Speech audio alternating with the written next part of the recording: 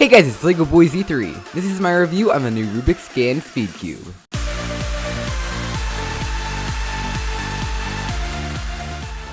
So this is my quick review of the Speedcube made by the Rubik's brand in 2017 in collaboration with GAN. It's actually a lot better than anything Rubik's has made in the past. You can get this cube at thecubicle.us, who sent it to me for $19, link will be in the description. The cube measures in at about 57mm, making it feel quite big in your hands compared to most modern speed cubes, like the Volk at 55.5mm. Regardless, the most interesting feature of this cube is the built-in tiles, so unlike traditional stickers which chip and peel, like the stickers in this cube, or stickerless cubes which just don't have the same look as stickers, this has both those benefits, peel resistance with the appearance of stickers, but it was actually executed much better than Rubik's original execution of it, because these tiles are actually textured in a way that makes it nice to grip just like a stickered or stickerless cube, unlike their old version. Now this does come with one main problem. The fact that they're non-removable means that they're also not really replaceable, so the shades are always the same. So compared to a modern speed cube, the shades are much less bright.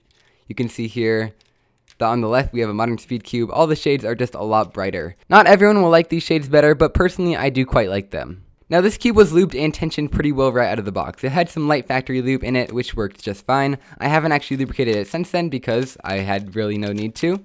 The tensions were just about perfect for me too, which is pretty impressive considering that most speed cubes I get I have to tighten before I use them. But yeah, for a beginner you might want to tighten it a little bit just to make it a little bit slower and more controllable, but for me I quite like the tensions as is. The turning of this cube is smooth, not in like a buttery way, but almost in like a frictionless way, which is a feeling that I really like. When you're turning slowly like this, it almost kind of feels plasticky and almost cheap, but when you're turning fast you can't really notice that. This cube is quite fast, maybe not quite as much as other modern speed cubes, but it still remains very controllable, and part of that is because it's very stable. Now this cube is very blocky compared to most modern speed cubes. It just kind of has that blocky squared off feeling. And so that means that this cube isn't very flexible, something that you see on most Rubik's brand cubes to be honest, but I think this could be a good thing for beginners because it makes it very stable and controllable. Like most modern speed cubes, this cube can pretty much never pop as long as you have it on sensible tensions, but it can corner twist occasionally. I've never had it happen to me, but it definitely is possible. It doesn't have any squared off corners, but it might be a problem if you have really aggressive turning and get corner twists a lot.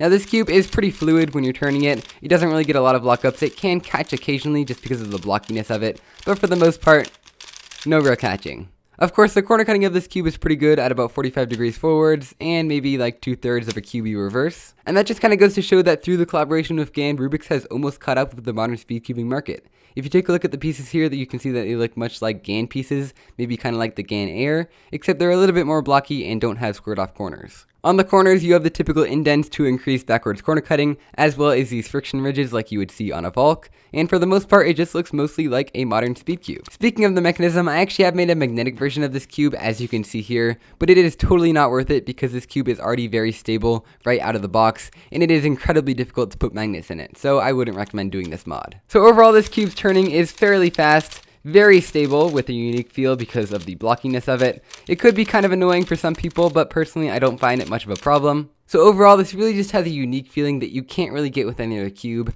All the features of a modern speed cube are there, but it's just a little bit weird, a little bit different than most speed cubes. And aside from the weird feeling and these weird tiles that you may not like, the performance just isn't quite up to par with other $20 cubes like the Volk or the GAN Air or the GTS. So really for $20, it's not very much worth it to get this cube. If you are really into the feeling or you really like the idea of the tiles and maybe you don't need the best performing cube on the market, then yeah, maybe this cube may be for you.